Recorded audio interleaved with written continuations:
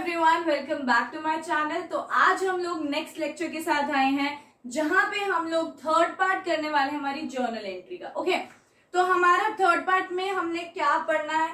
सबसे पहली चीज ओपनिंग एंट्री और दूसरी चीज बैड डेट्स। सबसे पहले स्टार्ट करते हैं ओपनिंग एंट्री से कि ओपनिंग एंट्री क्या होती है।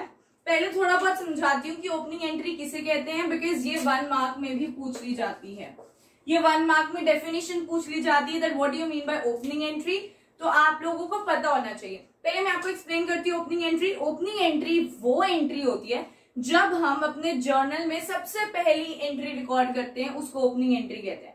बट हम अपनी जर्नल में कौन सी एंट्री सबसे पहले रिकॉर्ड करते हैं उसको अब सोचना है, राइट? देखो, जो हमारा प्रीवियस ईयर था उसमें हमारी एसेट्स, लायबिलिटीज, कैपिटल का जो क्लोजिंग बैलेंस आया उसको अगले साल कौन सा बना, इस साल का बैलेंस, वहां पे भी तो लाके रखना है ना। तो इसलिए हमेशा जब हमारा प्रीवियस ईयर खत्म हो जाता है उसका क्लोजिंग बैलेंस हम उठा के हमारे नए साल में रिकॉर्ड करते हैं, ठीक है?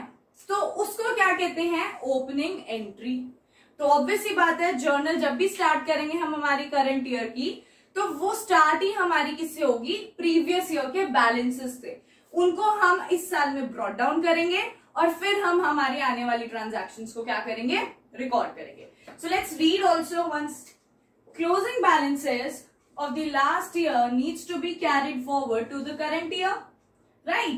So the first entry in journal would be to record the previous year's closing balance of assets and liabilities. I hope you've understood. अब मैं आपको ना 2 situations बताती हूँ। Situation 1 and the other one is situation 2.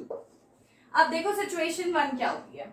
जब हमारा assets यानी कि प्रीवियस ईयर, यहाँ पे ऑब्वियसली ओपनिंग एंट्री में प्रीवियस ईयर वाली की बात करें ना, बैलेंसेस की, तो यहाँ पे प्रीवियस ईयर का closing balance of assets when is greater than the liabilities of the previous year balance, तब क्या करना होता है? और दूसरी सिचुएशन है जब प्रीवियस ईयर की liabilities are greater than the previous year की assets। अब क्या जर्नल एंट्री पास करनी है? अब हम लोग वो देखते हैं। देखो, अगर हमारा एसेट्स अकाउंट, अच्छा एक और चीज, हमारी एसेट्स को प्रीवियस ईयर के बैलेंस वाले जब हम करंट ईयर में लिखने वाले हैं तो उसको हम हमेशा डेबिट करेंगे, ठीक है? और हमारी लायबिलिटीज को हमेशा क्रेडिट करेंगे। एसेट्स का हमेशा डेबिट बैलेंस होता है और लायबिलिटीज का हमेशा क्रेडिट बैलेंस होता है, ये याद रखना। Everybody should know this thing. Accounts कर रहे हो तो ये चीज पता होनी चाहिए। एसेट्स का हमेशा डेबिट बैलेंस होता है और लायबिलिटीज का हमेशा क्रेडिट बैलेंस होता है। तो ऑब्वियसली जब प्रीवियस ईयर के एसेट्स को उठा के नए साल में लिखेंगे तो उसको एसेट्स को हम क्या करेंगे? डेबिट करेंगे। एसेट्स को क्या करेंगे? डेबिट करेंगे। और जितनी भी लायबिलिटीज होंगी उनको क्या करेंगे? क्रेडिट करेंगे। तो क्रेडिट के लिए आगे क्या लगाते हैं? 2 लगाते हैं। तो सारे प्रीवियस ईयर का बैलेंसेस ऑफ लायबिलिटीज को क्या करेंगे? क्रेडिट करेंगे, ठीक है? लेकिन मैंने कहा कि जब assets are more than liabilities तो हमारा इसका सम इसके सम के बराबर तो नहीं होगा। हमारा यही होता है ना, क्या होता है जब भी हम कोई जर्नल एंट्री पास करते हैं, जैसे हम पीछे परचेजेस टू कैश करते थे, सो 10,000 परचेजेस में कैश में 10,000 तो बैलेंस हो गया। लेकिन यहाँ पे तो एसेट्स की अमाउंट ज्यादा आने वाली है लायबिलिटीज से, तो अब इक्वल कैसे करें? हम इक्वल कैसे करते हैं? क्रेडिट वाली साइड में कैपिटल अकाउंट लिखते हैं। जितना भी बैलेंस, जितने भी अमाउंट से हमारी एसेट्स ज्यादा है लायबिलिटीज से, वो अमाउंट हम लोग कैपिटल अकाउंट के आगे लिख देते हैं। I hope you understood. मैं आपको एग्जाम्पल भी दूंगी आगे। फॉर एग्जाम्पल, मेरी एसेट्स हैं 10,000 की, लायबिलिटीज हैं 8,000 की, ठीक है? अब आप लोग जर्नल एंट्री तो क्या करोगे? Assets account debit 10,000 to liabilities account 8,000, लेकिन अब बैलेंस तो नहीं हुआ, तो अब क्या करोगे? क्रेडिट साइड में कुछ डालना पड़ेगा। हम लोग क्रेडिट साइड में क्या करते हैं? कैपिटल अकाउंट को क्रेडिट कर देते हैं। 10,000 माइनस 8,000 2,000 से वो यहाँ पे आ जाएगा कैपिटल अकाउंट के आगे, ठीक है। ओके, सिचुएशन नंबर 2, जब liabilities are more than assets, तो हम लोग क्या करते हैं, पहले बात बताओ, एसेट्स अकाउंट को क्या करते हैं, डेबिट करते हैं, लायबिलिटीज अकाउंट को क्या करते हैं, क्रेडिट करते हैं। लेकिन यहाँ पे क्या है, इस सिचुएशन में एसेट्स है हमारी 8000 की और लायबिलिटीज है हमारी 10,000 की। भाई लेकिन अब भी बैलेंस नहीं हुआ, तो अब क्या हो रहा है, हमारा डेबिट साइड छोटा आ रहा है ना, तो डेबिट में कुछ नेट, मतलब 10,000 में से 8,000 गए 2,000, वो 2,000 हमें डेबिट में डालना पड़ेगा, लेकिन किस अकाउंट में डालना पड़ेगा, वो होगा हमारा गुडविल अकाउंट, डेबिट 2,000। ओके, तो इसके अंदर आपने क्या ध्यान रखना है, जब हमारी assets are greater than liabilities तो हमें क्या करना पड़ेगा, क्रेडिट करना पड़ेगा कैपिटल को, उसके डिफरेंस से एसेट्स माइनस लायबिलिटीज अमाउंट जाएगी कैपिटल में। लेकिन अगर हमारी लायबिलिटीज ज्यादा हुई एसेट से तो हमें क्या डेबिट करना पड़ेगा, गुडविल को डेबिट करना पड़ेगा और अमाउंट जाएगी एसेट्स में से लायबिलिटीज को माइनस करके जाएगा, वो गुडविल में जाएगा, ठीक है, इसको याद रखना। अब हम लोग एक क्वेश्चन करने वाले हैं ओपनिंग एंट्री का, इस क्वेश्चन को करने के बाद ओपनिंग एंट्री बिल्कुल अच्छे से हो जाएगी।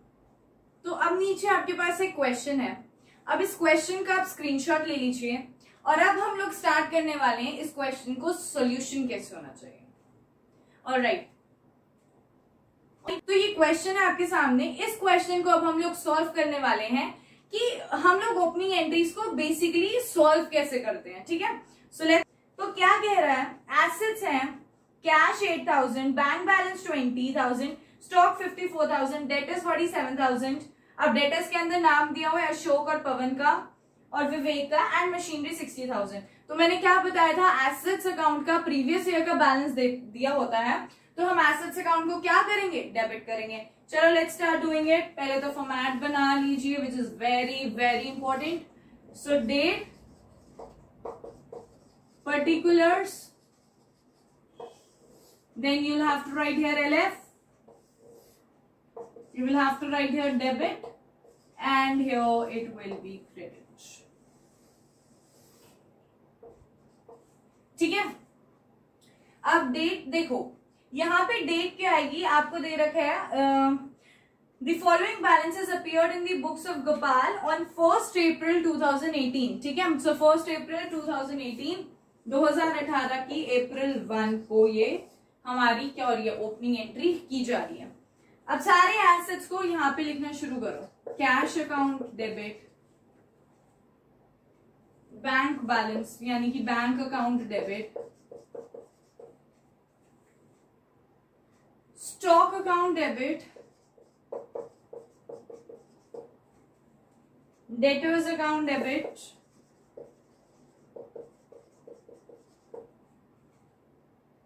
डेटर्स की जगह आप लोग एक काम करो, उनके नाम लिखो, Ashok account debit, Pawan and Vivek, Pawan account debit, Vivek account debit, and machinery account debit.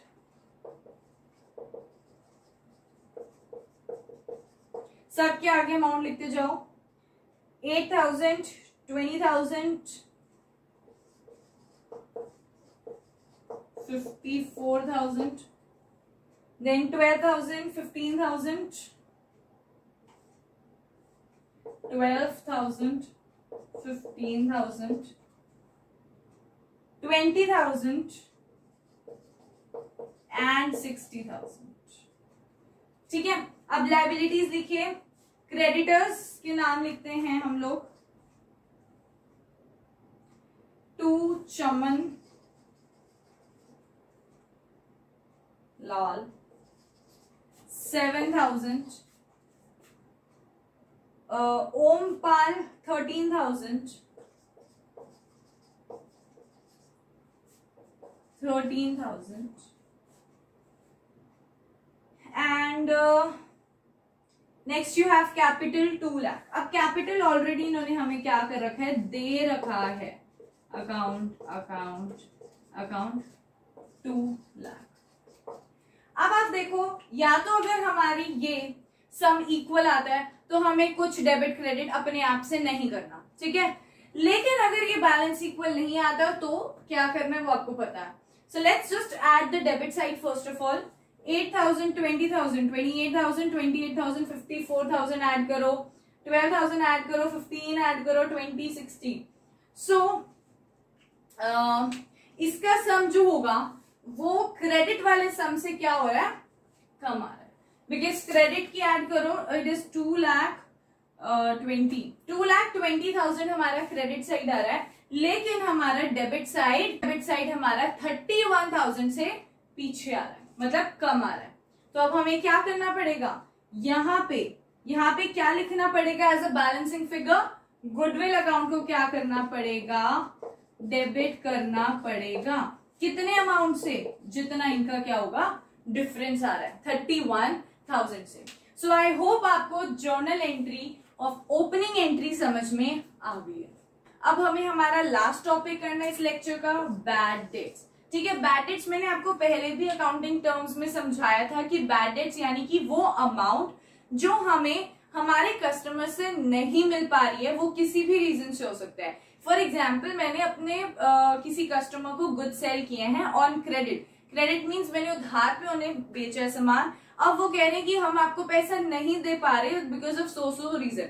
मेरा तो एक्सपेंस हो गया ना, उसका क्या अब हमें जर्नल एंट्री में रिकॉर्ड करना पड़ेगा, लेकिन वो अमाउंट जो वो नहीं पे कर पा रहे उसको क्या कहते हैं, बैड डेट्स कहते हैं, right. So let's read here, the amount not recovered from the customer when the goods are sold on credit to him, so that amount is known as bad debts. And you remember मैंने ये भी बताया था, the one जिसको आपने goods sale की है credit पे, वो पर्सन क्या हुआ, उस पर्सन को हम इंसॉल्वेंट कहते हैं, right. So let's read a question. So it's a kind of question. Now I will tell कि इन बैड डेट्स की जर्नल एंट्री कैसे पास करते हैं। सो उसके लिए मेरे पास एक क्वेश्चन है कि Ravi a customer owed us 10,000 and is declared insolvent.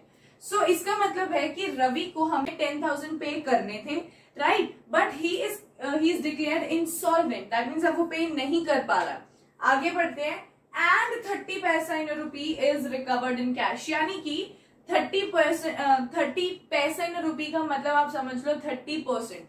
आगे आने वाले क्वेश्चंस में कहीं भी आपको 40 पैसा इन रुपी, 50 पैसा, 60 पैसा, 70 व्हाटएवर दिया होता है, इसका मतलब होता है 30%, 40%, ठीक है, ऐसी समझना। सो अगर 30 पैसा in rupees recovered in cash का मतलब है उसने हमें 30% अमाउंट कैश में दे दिए, बाकी 70% उसने हमें नहीं पे किया है, और वो 70% बाकी का क्या हो जाएगा, हमारा बैड डेट हो जाएगा। सो अब उसकी जर्नल एंट्री होती है, कैश अकाउंट डेबिट कितने से, 3,000 से। वाई, बिकॉज कैश हमें 30% दिया है रवि ने, सो 30% ऑफ 10,000 इज 3,000, तो वो यहाँ पे क्या आ जाएगा, डेबिट हो जाएगा।